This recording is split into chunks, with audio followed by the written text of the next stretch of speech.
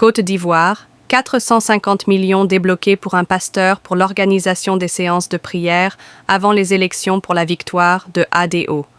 N'oubliez toujours pas de vous abonner, liker, partager, mettez un favori. Mettez le respect devant le nom de nos invisibles avec des cœurs pour ce dossier.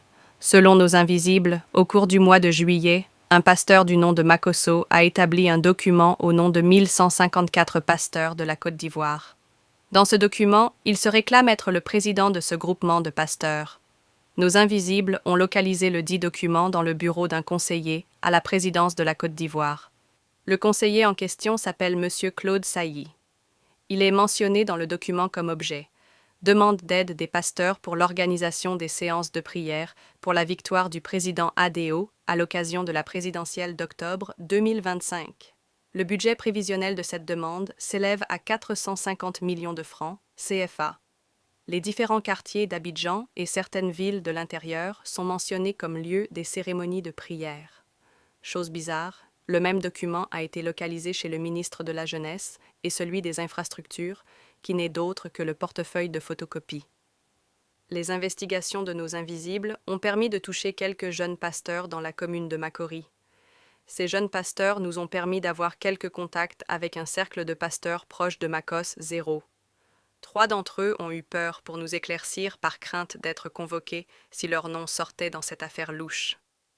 Finalement, c'est une jeune dame dynamique qui accepte de s'ouvrir à nos invisibles. Changement de tactique de nos invisibles pour éviter que la jeune dame se rétracte comme ce fut le cas du premier groupe. D'abord, nos invisibles ont tenté de s'identifier comme des fans du pasteur Mac0S0 en demandant à savoir pourquoi les pasteurs proches de ce dernier ne lui disent pas de s'éloigner du jeu politique dangereux qu'il mène actuellement.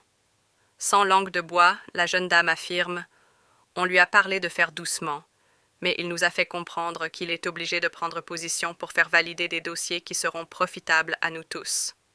Pour le moment, moi-même, je ne sais rien du dossier. Les autres pasteurs de notre association ne peuvent pas dire grand-chose, car c'est lui qui nous gère souvent, vu que nous n'avions pas de ministère, temple, d'abord. Chacun s'accroche pour attendre la gloire de son ministère. C'est encore grâce à lui que beaucoup d'entre nous ont eu la chance d'aller en Israël par ses relations avec le gouvernement.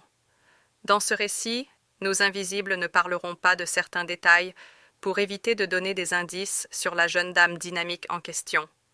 C'est à travers ces échanges que nos invisibles sont arrivés à comprendre qu'il s'agissait du même dossier de demande d'aide, vu par notre premier groupe d'invisibles à la présidence ivoirienne. La fin de ces enquêtes nous a permis de savoir pourquoi ce pasteur en question a fait son apparition dans le soutien aveugle de ADO depuis le mois dernier. Sûrement c'était pour faire valider le dossier de ces demandes d'aide dont la jeune dame évoquait. Nos enquêtes ont pris fin hier, car une partie de l'enveloppe est tombée selon nos invisibles de la présidence ivoirienne. Et la première séance de prière du pasteur en question est programmée à Yopougon-Sable. Les autres pasteurs sont-ils au courant qu'il a pris 450 millions en leur nom? Deuxième dossier en cours, le pasteur en question et les 30 millions débloqués par des Libanais pour appuyer un groupe d'influenceurs à étouffer un dossier. Inutile de dire que nous sommes partout, les opérations se poursuivent. Nous sommes Anonymous, nous sommes burkinabés, nous ne pardonnons pas, nous n'oublions pas, nous sommes parmi vous, nous mangeons avec vous, attendez-vous à nous,